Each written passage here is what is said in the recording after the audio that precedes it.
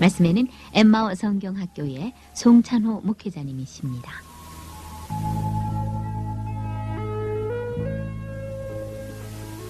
애청자 여러분 안녕하십니까? 오늘은 욥기를 통해서 욥의 인물을 상고해 보기로 하겠습니다. 욥이란 이름은 회개한 자라는 뜻을 지니고 있습니다.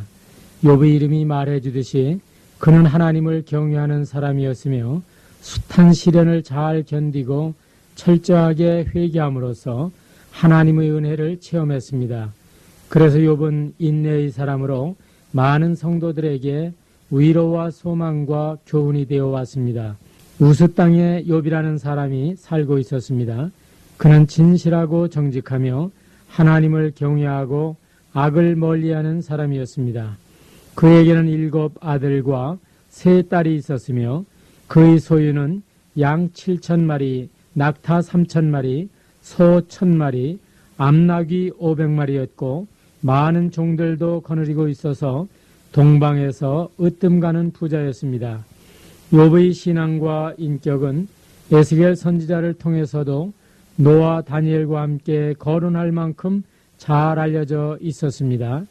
에스겔서 14장 12절로 14절에 보게 되면 여호와의 말씀이 또 내게 임하여 가라사대 인자야 가령 어느 나라가 불법하여 내게 범죄함으로 내가 손을 그 위에 펴서 그 의뢰하는 양식을 끊어 기근을 내려서 사람과 짐승을 그 나라에서 끊는다 하자. 비록 노아, 다니엘, 욥 이 3사람이 거기 있을지라도 그들은 자기의 의로 자기의 생명만 건지리라. 나 주 여호와의 말이니라고 말씀하십니다. 뿐만 아니라 욥은 자녀 교육에서도 실수가 없도록 주의를 게을리하지 않았습니다. 그런데 이처럼 위대한 신앙인이요 인격자였던 욥이 졸지에 그의 모든 가족을 잃었을 뿐 아니라 그의 자녀들까지도 종들까지도 잃게 되었습니다. 이 모든 일을 당하고서도 욥은 죄를 짓지 않았으며 어리석게 하나님을 원망하지도 않았습니다. 1장 20절로 22절에 보면 욥이 일어나 겉옷을 찢고 머리털을 밀고 땅에 엎드려 경배하며 가로되 내가 모태에서 적신이 나와 싸운즉 또한 적신이 그리로 돌아가올지라.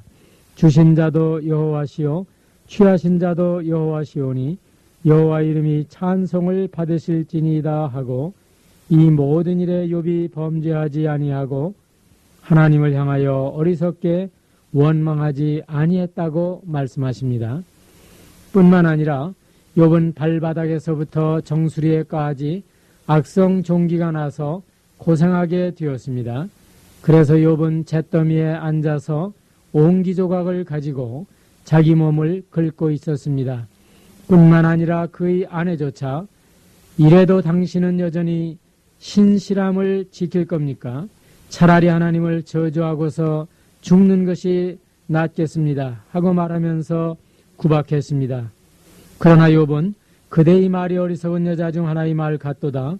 우리가 하나님께 복을 받았은즉 재앙도 받지 아니하겠느냐 말하고 이 모든 일에 입술로 범죄치 아니했습니다. 이 소식을 듣고 친구들이 달려와서 알아볼 수 없을 정도로 초췌한 모습을 보고는 옷을 찢고 울면서 이랫동안 아무런 위로의 말도 할 수가 없었습니다. 이처럼 고난이 극도에 달하게 되자 욥은 죽지 못하는 것이 한스러웠고 태어났다는 것부터가 돌이킬 수 없는 고통이었습니다. 그의 친구들도 일제히 욥을 비난했습니다. 그들의 변론이 길고 견해도 다양했지만 결론적으로는 동일한 내용으로 욥을 공박했던 것입니다. 엘리바스는 생각하여 보라. 죄 없이 망한 자가 누구인가? 정직한 자의 끊어짐이 어디 있는가? 또한 빌닷은 하나님을 잊어버리는 자의 길은 다 이와 같고 사곡한 자의 소망은 없어지리라. 또한 소발은 그러나 악한 자는 눈이 어두워 도망할 곳을 찾지 못하리니 그의 소망은 기운이 끊침이니라.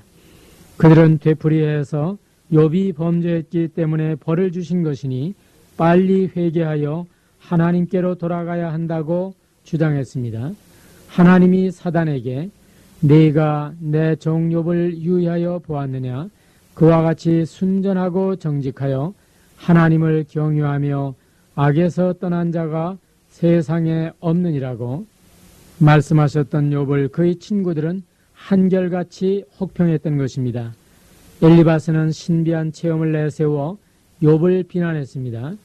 이로써 신비한 체험을 했다고 해도 결코 하나님이 하시는 일을 충분히 이해할 수 없음을 보게 됩니다. 빌닷은 역사적 교훈을 내세워 욥을 비난했습니다. 물론 역사와 자연을 통해서 하나님의 섭리와 능력을 더듬어 찾을 수 있습니다. 그러나 하나님의 계시가 없이는 하나님이 하시는 일을 충분히 이해할 수 없습니다. 소발은 세 사람 중에서 연장자였을 것입니다. 연장자답게 다부지게 욥을 책망했습니다. 말이 많으니 어찌 대답이 없으랴? 입이 부푼 사람이 어찌 의롭다함을 얻겠느냐? 내 자랑하는 말이 어떻게 사람으로 잠잠하게 하겠으며 네가 비웃으면 어찌 너를 부끄럽게 할 사람이 없겠느냐? 너는 알라 하나님의 벌하심이 내 죄보다 경하니라. 친구들의 충고는 다 옳은 것처럼 보였지만 욥처럼 올바르지도 못한 사람들이었고 욥의 문제의 핵심을 이해하지도 못했기 때문에 도리어 고통을 더할 뿐이었습니다. 피곤한 자, 곧 전능자 경유하는 일을 패한 자를 그 벗이 불쌍히 여길 것이오늘 나의 형제는 내게 성실치 아니함이 시냇물의 마름 같고 개울이 잦음 같구나. 또한 욥이 대답하여 가로되 이런 말은 내가 많이 들었나니 너희는 다 번뇌케 하는 안위자로구나. 세 친구들이 할 말을 잃게 되자 부스 사람 바라겔의 아들 엘리후가 욥에게 하나님의 일을 설명했습니다. 엘리후가 말을 이어 가로되 나를 잠깐 용납하라. 내가 내게 보이리니 이는 내가 하나님을 위하여 오히려 할 말이 있음이라. 내가 먼 데서 주식을 취하고 나를 지으신 자에게 의를 돌려보내리라. 엘리후는 우리 주 예수 그리스도의 아름다운 모형입니다. 예수님은 하늘나라의 비밀을 우리에게 가르치심으로써 하나님께 영광을 돌리셨습니다. 주 안에는 지혜와 지식의 모든 보화가 감추어 있습니다. 욥이 엘리후의 설명으로 하나님을 이해하게 되었을 때 하나님은 친히 폭풍 가운데서 욥에게 나타나 말씀하심으로써 비로소 그는 체험적으로 하나님을 깨달을 수 있었습니다. 42장 1절로 6절에서 욥이 여호와께 대답하여 가로되 주께서는 무소불능하시오며 무슨 경영이든지 못 이루실 것이 없는 줄 아오니 무지한 말로 이치를 가리우는 자 누구니까? 내가 스스로 깨달을 수 없는 일을 말하였고 스스로 헤아리기 어려운 일을 말하였나이다. 내가 말하겠사오니 주여 들으시고 내가 주께 묻겠사오니 주여 내게 알게 하옵소서. 내가 주께 대하여 귀로 듣기만 하였사옵더니 이제는 눈으로 주를 배옵나이다. 그러므로 내가 스스로 한하고 티끌과 재 가운데서 회개하나이다. 욥은 하나님의 무소불능하심과 불평의 어리석음과 자신의 오만함을 깨닫고 하나님께 회개했습니다.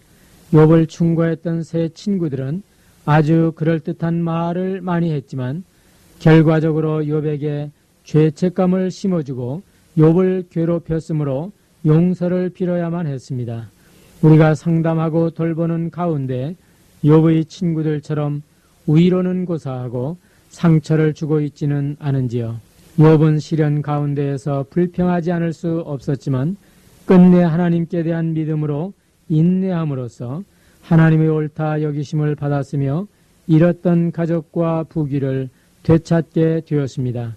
이로써 사단의 시험도 하나님의 수중에 있으며 감당할 만한 시험을 통해서 하나님을 체험케 하심으로 우리의 영혼이 복을 받게 해 주십니다.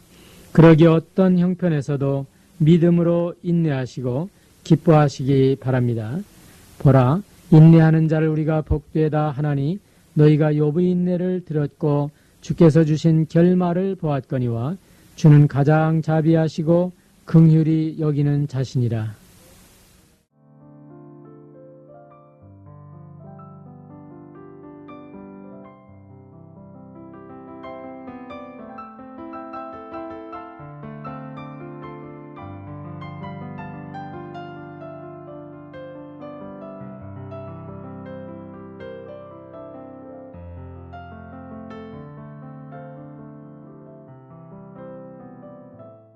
지금까지 말씀에는 엠마오 성경학교의 송찬호 목회자님이었습니다. 빛을 따라서 화요일 순서를 마칩니다.